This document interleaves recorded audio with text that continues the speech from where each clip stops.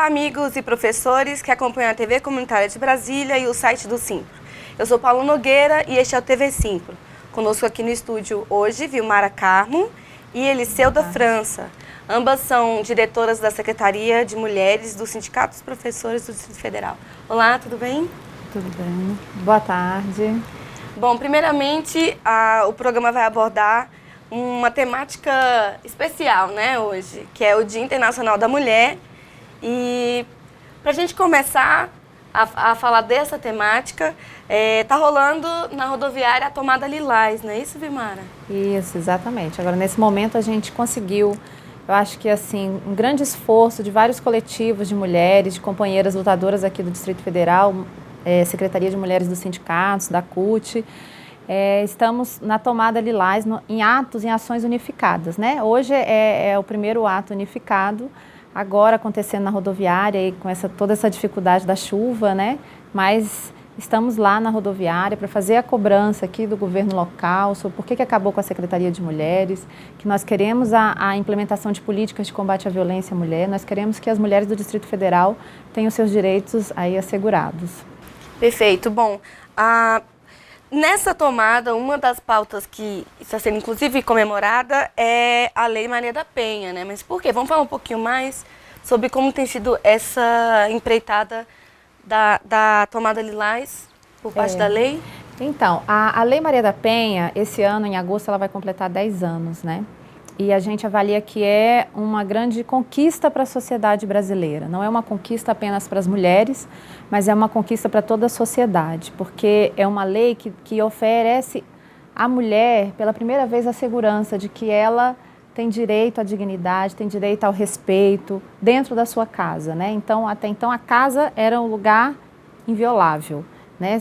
O homem, o pátrio poder, podia fazer o que queria dentro de casa.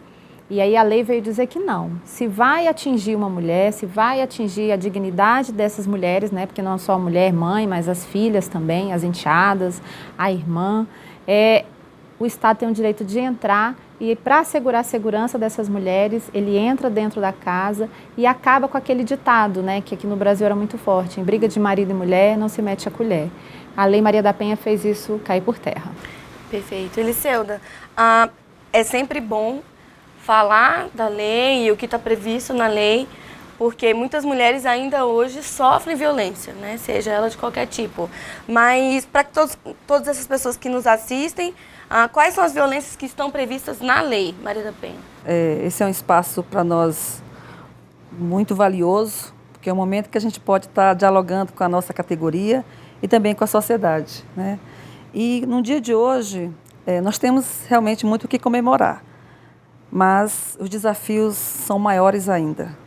Eu acho que as mulheres avançaram muito, como disse a companheira Vilmara, na questão da lei do enfrentamento à violência doméstica. Mas o nosso desafio é muito grande. E a nós, mulheres educadoras, nós que estamos no espaço da escola, um espaço que educa e um espaço que desconstrói uma educação machista, uma educação sexista, uma educação que incentiva a violência, nós temos a oportunidade de fazer uma educação diferente, uma educação para a igualdade. E assim, o desafio da lei hoje, da Lei Maria da Penha, é de nós conhecê-la para de fato implementá-la. Nós estamos nas ruas, estamos nas escolas, estamos nas igrejas falando, mas há um desconhecimento da força de uma lei. Porque essa lei ela não nasce no âmbito de um congresso. Ela nasce na rua, ela nasce na hora que cada companheira sofre a violência e ela grita por socorro e outra companheira percebe também aquela dor. Então, a importância dessa lei é que ela ecoa nos lares, foram para as ruas e aí sim ganhou o parlamento, porque é um espaço onde se fortalece uma lei, mas de fato essa lei só é viva quando a gente assume ela. E o nosso desafio é muito grande. Então, assim, a mulher sofre uma violência psicológica. Nós precisamos entender o que é violência psicológica. Para muitas de nós, mulheres, nas escolas, a gente compactua, a gente fica calada, a gente não entende. A gente precisa dizer o que é sofrimento psicológico quando a mulher é humilhada, quando a mulher é diminuída, né? A mulher sofre violência no dia a dia patrimonial. Ela não é dona do seu patrimônio, da sua conta bancária, do seu salário, né? Ela é submissa a essa situação toda. Então, é uma violência forte que a mulher sofre. A mulher sofre a violência moral quando ela é desconstruída dos seus direitos, né? Dos seus valores, quando ela é humilhada com relação ao seu trabalho. Então, são violências que a gente vai pautando, vai pontuando e que a mulher vai sofrendo. A violência física, essa é mais visível, as pessoas notam. Que mancha roxa é essa? O que aconteceu com você? Caiu da escada. Caiu da escada? O que foi? Você caiu de cara no vaso? O que aconteceu? Na mesa bateu em você? Então, essa é uma violência que é mais fácil identificar. Mas nós temos que entender hoje que o conjunto de violência que permeia no universo da mulher é muito grande ainda. Eliseuda, e todas elas deixam marcas não só visíveis, né? São principalmente marcas que ficam no campo emocional e psicológico da mulher, né? Principalmente isso. E nós, mulheres educadoras, que estamos no espaço da escola, nós temos uma relação muito próxima com as meninas, com as mães daquela comunidade. Então, somos nós que, às vezes, nós somos aquela pessoinha que vai poder ouvir. Primeiro contato, né? É o primeiro contato. Aquela menina vai ter coragem de olhar para a sua professora, para o seu professor, e vai dizer, será que eu posso contar? Ele é a porta para poder desconstruir essa violência na escola, com os professores e com as professoras. Né? Um pouco disso, né, Vilmara? Com certeza, esse é o grande... A lei, ela mudou desde 96 nesse aspecto também, não é? Assim, a lei, ela foi melhorando, né? Como a Eliseuda falou, ela não surge no parlamento, ela culmina no parlamento, porque ela surge dos movimentos de mulheres, né? Nos anos 90, as mulheres apanhavam e iam para a delegacia e não tinha respaldo nenhum, né? E aquilo culminava até na morte daquela mulher, né? Porque como ela fazia denúncia e em vingança o marido ia lá e matava, então era muito pior, né? Hoje, o que acontece? A lei, quando ela surge em 96, só a mulher podia fazer a denúncia. Né? Então, só a mulher agredida podia fazer a denúncia. Aí a mulher fazia a denúncia e aí o marido vinha com flores, com rosas, com isso, com aquilo. Oh, meu bem, eu te amo, me perdoa, não sei o quê, não sei o quê. E aí a mulher ficava arrependida, se sentia até culpada. Puxa, como eu fui ruim, fui lá e fiz a denúncia. Aí a mulher ia e retirava a denúncia, né? E aí o processo não corria. Hoje se avançou por conta de se entender que a mulher vítima de violência, de todas essas violências que a Eliseuda destacou bem, ela não tem condições, muitas vezes, de fazer a denúncia e nem de manter a denúncia. Então, hoje, a denúncia pode ser feita por uma vizinha, por uma amiga, pela filha, pela professora da escola, entendeu? É só ligar no 180 e falar, olha, dona Maria que mora na rua tal, no endereço tal, no bairro tal, ela está sendo violentada pelo marido, pode ir lá providenciar a proteção que a lei exige, né? Então, isso é um grande avanço com relação à lei nesse aspecto, né? E esse processo corre mesmo que a mulher queira tirar e ele só vai ser retirado em juízo, né? Quando chega lá na juíza ou no juiz é que o processo pode voltar atrás e não dar em nada, como diz aí na linguagem popular, né? Não existe, por exemplo, ainda sobre esse tema, uma barreira muito grande social, às vezes dentro do próprio ciclo familiar, na questão, eu tenho uma relação emocional com aquela pessoa, então eu sempre vou pesar, né? Por exemplo, por parte das mulheres é difícil desconstruir esse conceito que vem de geração para geração, de que você precisa suportar, você tem que aguentar, né? Não é difícil romper essa barreira? Com certeza. É o desafio, né? Que é aquela questão que é o que a gente discute, que são os papéis determinados, os papéis de gênero, né? Então, cabe à mulher o papel da submissão, o papel de ficar em casa calada, né? O ir a público, ir fazer a denúncia, a mulher está saindo do seu papel previamente estipulado, entendeu? Ela está saindo de casa, está indo para uma delegacia, ela está indo se expor. Então, isso é muito difícil. Essa barreira dessas concepções pré-estabelecidas, preconceituosas, né, é que a gente tem que romper, e a gente rompe com a educação. Na hora que a gente fala assim, não, a mulher tem o mesmo direito que o homem, que é isso que nós defendemos no feminismo, né? Igualdade para as mulheres, entre as mulheres e os homens. Não é que nós somos superiores, né? E nem somos inferiores, nós somos iguais. Então, se o homem tem direito à dignidade, a mulher também tem, certo? E aí, desconstruir isso e construir outra forma de relação entre homens e mulheres é o grande desafio da educação, a educação que a gente chama de educação para a igualdade, né? Essa mulher romper isso, ela vai enfrentar a mãe, ela vai enfrentar a avó, ela vai enfrentar a irmã, que muitas vezes todas elas passaram por situação de violência e foram submissas, e essa mulher não consegue vencer isso. Mas tem aquelas que conseguem, e hoje o Brasil, pelas estatísticas, aí os indicadores têm mostrado que as mulheres têm conseguido vencer, têm conseguido romper essa barreira tão preconceituosa e têm conseguido fazer a denúncia. Né? Isso aí é uma vitória também da lei, é uma vitória dos movimentos de mulheres. Muita denúncia de violência contra a mulher, mas é que as mulheres estão se encorajando. Se empoderando, né? Elas sentem que não estão mais tão sozinhas. A violência sempre ocorreu, né? Só que agora elas estão empoderadas. A violência sempre ocorreu, sempre foi no silêncio, sempre houve uma conivência, entendeu? Da família, e um conhecimento e um quietar sobre isso, né? Mas hoje há um encorajamento, inclusive, do próprio ser familiar, entendeu? De se compreender, vá lá, denuncie, né? E a escola tem criado esse papel, e principalmente eu acho que os movimentos sociais, as mulheres hoje se organizam de todas as formas, né? As mulheres da questão familiar, na questão da comunidade, na questão de geração de renda, pelo próprio grupo para defender uma causa. Então as mulheres estão se sentindo empoderadas, e com tudo isso a gente tem levado muita pancada nesse universo aí de histórias, né? Recentemente, muitas pancadas de não garantir os nossos direitos, né? Mas as mulheres estão ali, estão firmes, né? Bom, Eliseuda, também nesses 10 anos a lei foi se ampliando, justamente porque as mulheres têm se mobilizado mais, denunciado, mas ainda não é o ideal, né? Na avaliação de vocês, o que precisa melhorar na aplicação da lei? Eu acho que o que precisa é, falando como educadora, né? Deixa a Vilmar falar como movimento social. Hoje está na rodoviária. Mas, assim, do ponto de vista dos espaços que nós temos, o espaço sindical e os movimentos sociais, é preciso que a gente ofereça mais forma de conhecer a lei, de se apropriar da lei. E que a gente incentive as mulheres a se organizarem e a sentirem coragem de usar essa lei em seu benefício, em benefício da comunidade. Então, eu acho que, dentro da educação, as companheiras educadoras tem na parte do sindicato, da Secretaria de Mulheres, né, e outras organizações feministas, criado possibilidade de como se apropriar da lei, né?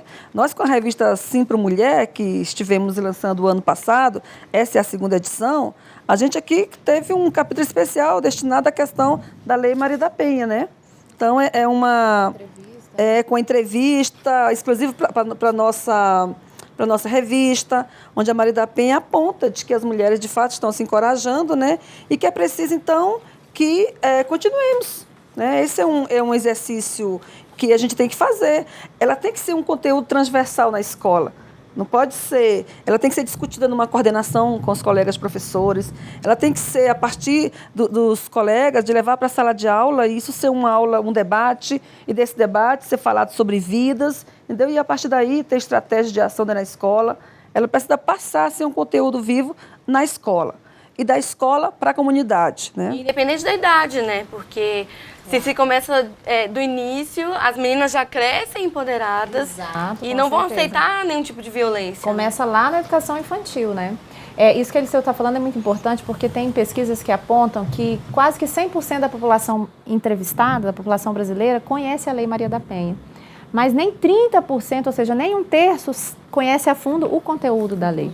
Por isso é que tem que ter esses momentos de formação, entendeu? As pessoas sabem, a Lei Maria da Penha vai falar de violência contra a mulher. Mas aí quando você vai falar, especifica quais são as violências, aí no imaginário popular só vem o quê? Porrada, soco, murro, pontapé, chute, né? Mas e as outras violências que são tão massacrantes quanto a violência física? Né? Hoje em dia até perseguição digital também. Exato, exato. De violência que tem ocorrido muito, claro. né? E é uma violência psicológica, né? Você está lá nas suas redes sociais, no espaço que é seu, e você está sendo agredida, enfim. Exposta, exatamente, né? Agora, com relação a essa questão do que precisa melhorar na lei, a gente precisa de mais delegacias das mulheres, né? A gente deve ter aí em torno, não tem, dos mais de 5.000 municípios que tem no Brasil, você deve ter de 200 a 300 municípios apenas equipados como delegacia da mulher, né? Falta delegacia, falta casa-abrigo. É fundamental que tenha casas-abrigo, né? Porque as mulheres que são violentadas, elas têm que correr dali, porque podem vir a ser assassinadas, né? Então, elas precisam ter esse respaldo da casa-abrigo. A partir do momento que denunciaram, se encontram em situação de fragilidade. Exatamente. Né? Não significa porque o juiz expediu lá um mandato que o homem tem que ficar afastado da mulher, que ele vai ficar. Se ele sabe que ela está lá na casa, que ela está lá com os filhos, aquela ameaça que ele fez, ele pode vir a cumpri-la, né? Então, é fundamental que tenha mais casas-abrigos. A lei, ela fala da questão de estatística também, né? De fazer pesquisas e estudos cada vez mais aprofundados, porque a gente sabe que para implementar a política pública, você não implementa a política pública do nada, você tem que ter dados, você tem que ter um diagnóstico. Então, essa parte da lei deixa muito a desejar. Né? Se a gente pegar aqui, por exemplo, o Distrito Federal, a gente sabe da violência, como é que acontece aqui? A gente não sabe. A gente tem alguns registros que foram aí estudados, por exemplo, no ano de 2012, pela Secretaria de Segurança, mas você não tem um estudo aprofundado sobre a violência doméstica, sobre a violência contra a mulher no Distrito Federal. Secretaria específica. Exato. Vai ficar muito mais difícil. Fica muito mais difícil, porque você não tem nem dotação orçamentária para isso, né? Então, assim, essa questão da estatística é fundamental, até para a gente ver, assim, diminuiu, ampliou a violência, modificou, não modificou, essa política foi eficiente, não foi? Então, a lei prevê isso. E a lei prevê essa questão da educação. A lei prevê que as redes públicas, estaduais, municipais, no caso daqui distrital, elas tenham um conteúdo que trabalha a igualdade entre homens e mulheres, que trabalha o respeito à mulher, que trabalha a questão de gênero. E a lei é nacional. E aí a lei, nesse aspecto, ela vai justamente contra aquilo que essa casa aprovou com relação ao Plano Distrital de Educação, que retirou todos os caráteres de gênero do PDE, entendeu? Claro, como se isso não fosse importante, como se discutir isso não fosse importante. Exatamente, isso é uma verdadeira agressão, um verdadeiro desrespeito a nós mulheres brasilienses, né? Perfeito. Bom, Vilmara, e dentro desse recorte, no mercado de trabalho, falando agora, né? Como que você avalia as conquistas das mulheres do magistério, nesse caso? A nossa categoria, mais de 80% nós somos de mulheres, né? A última vez que eu olhei os dados no sindicato, nós éramos 35 mil filiados, 31 mil mulheres, né? Então, quer dizer, nós somos a grande maioria. E nós temos uma estrutura de carreira que, de uma certa forma, beneficia essa mulher educadora, entendeu? E aí, do mesmo jeito que a gente tem uma estrutura de jornada, que é a jornada ampliada, que beneficia, quando a gente não tem, hoje a gente está em processo de construção da nossa campanha salarial, dia 17 a gente tem a assembleia. Quando a gente não consegue ter um reajuste, quando a gente não consegue equiparar o nosso salário com a inflação, o que acontece? Você não está dizendo um recado apenas para o magistério, você está dando um recado para as mulheres do Distrito Federal educadoras. Você está arrochando o salário, que é uma das pautas nossa do Março Feminista, né? A questão do salário, salários melhores para as mulheres, né? Então, somos mães, somos educadoras, né? E precisamos ter o nosso trabalho reconhecido numa categoria que é majoritariamente feminina. Então, a gente tem conquistas? Tem conquistas. A gente tem a jornada, a gente conseguiu a nível nacional aí ter os 6 meses de licença maternidade, a gente conseguiu para as professoras de contrato que estão gestantes a estabilidade provisória, nós temos uma aposentadoria especial, né? Mas é preciso que avance mais, que os governos olhem para essa categoria, que é tão importante, pelo menos de 4 em 4 anos no processo eleitoral, né? Todo mundo fala, educação, educação, mas na hora de valorizar o salário da professora, né? Que é o que somos, a gente não vê isso acontecer na verdade, né? Claro. Bom, com relação à gestão democrática, Eliseuda, e a participação das mulheres, na sua avaliação, como tem sido a repercussão e a mobilização? A luta pela gestão democrática foi uma luta que nós travamos por várias décadas, né? Hoje nós temos aí um projeto, Gestão Democrática das Escolas, e o nosso grande desafio é com que a mulher, ao se colocar para ser uma gestora eleita democraticamente, ela passa a ter um olhar da escola, um olhar da sua gestão diferenciado do que tinha com relação aos homens, numa postura muitas vezes autoritária, né, com um machismo impregnado na sua posição de gestor. O que nós queremos é uma mulher, o que nós sonhamos e trabalhamos na lógica da nossa luta do feminismo, é uma mulher gestora, mas que ela tenha um olhar para o seu grupo, para a sua comunidade, olhar para a igualdade, um olhar para que a comunidade tenha pertencimento sobre essa escola e tenha pertencimento sobre o projeto pedagógico. Então, uma gestora que tenha um olhar muito além do conteúdo pedagógico, que tenha um olhar para a vida, para a vida de igualdade, para uma vida onde as pessoas possam ter na escola um aprendizado para a sua cidadania. Então, o grande desafio é elegermos mulheres, colocarmos como diretoras, como vice-diretoras, e são poucas hoje. Nós temos muitas, somos maioria, como a Vilmara acabou de falar, 80%. Mas nós temos uma escala onde, nas escolas, classes, nas educações infantis, as mulheres são maioria. Mas à medida em que vai se crescendo o nível de formação, as mulheres vão deixando e vão elegendo homens para ocupar a gestão. No centro de ensino fundamentais, nós temos maioria de homens. As mulheres estão nos cargos ali secundário, e no centro de ensino médio é quase 80% são de mulheres dentro da categoria, né? No centro de ensino médio, então, é sempre o homem que está colocado como gestor. Raramente nós temos uma mulher no espaço desse.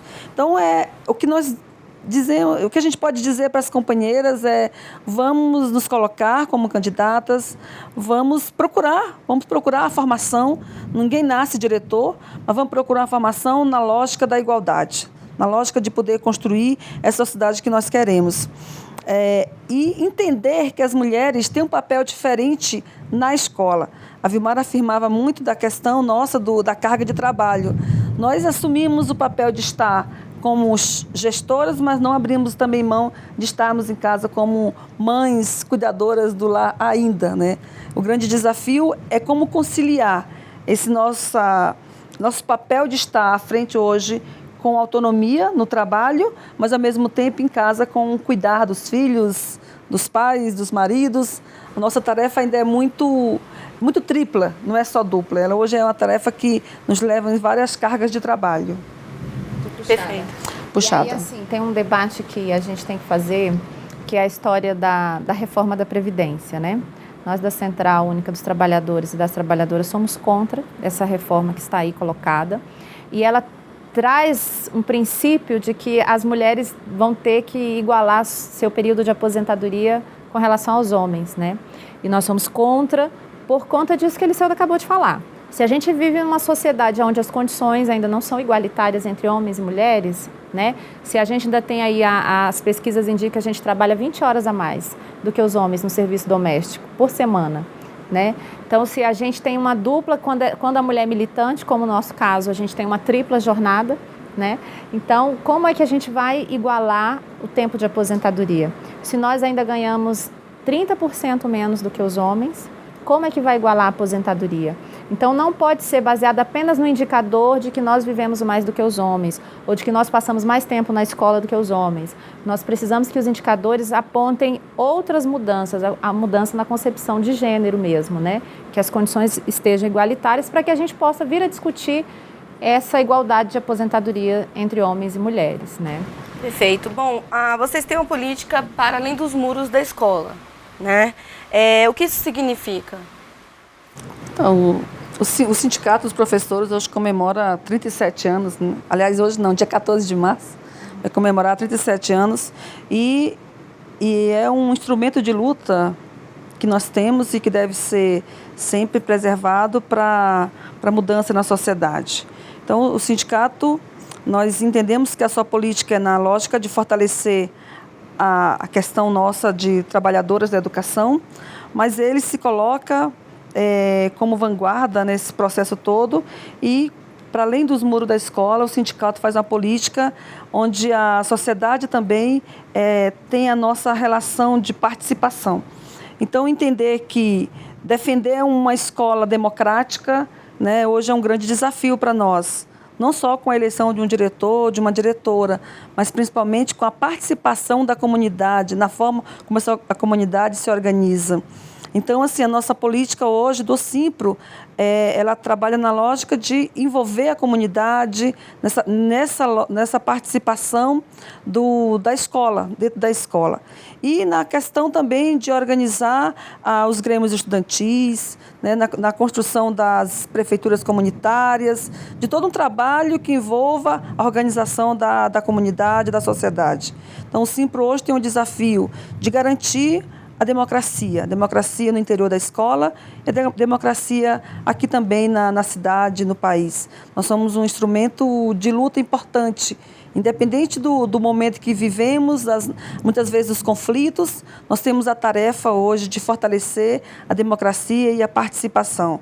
E trabalhamos com várias formas de organizar o nosso debate com a sociedade.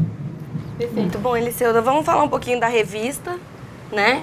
Que foi lançada não tem tanto tempo, mas que o retorno tem pautado bastante o sindicato na questão de atingir muitas mulheres, não é isso? É isso. O Simpro tem uma secretaria de mulheres, ele é organizado em 13 secretarias, né, e nós assumimos a tarefa de estar organizando a política de mulheres. Então, a política onde foca o enfrentamento à violência, organização de participação, e aí nós usamos alguns instrumentos que ajudam nesse trabalho, né? A questão de... Tínhamos um jornal Simpro Mulher, mas aí ele foi ficando pequeno para a nossa tarefa, e aí nos organizamos na revista Simpro Mulher. Esta é a segunda edição da revista, estamos trabalhando a terceira, mas o grande barato dessa revista é que ela tem sido usada nas escolas por várias companheiras e companheiros como um instrumento de referência na hora de organizar o seu trabalho pedagógico. Nós temos em 2015, 2014, 2015, muitas companheiras educadoras se colocaram como muito além do muro da escola, como a gente costuma dizer, e foram escrever seu trabalho, foram publicar seus trabalhos. Tem o caso da professora Gina, que estará hoje à noite conosco, lá no Simpro, num debate, inclusive da questão da violência das redes sociais, onde ela vai estar junto com seus alunos, publicando, né, um livro, publicando um trabalho junto com os meninos, com as crianças lá da escola que ela trabalhava, uma escola fundamental de Ceilândia, e ela, junto com a professora Vitória, organizaram o trabalho com os alunos, onde eles registram as experiências deles de enfrentamento à violência.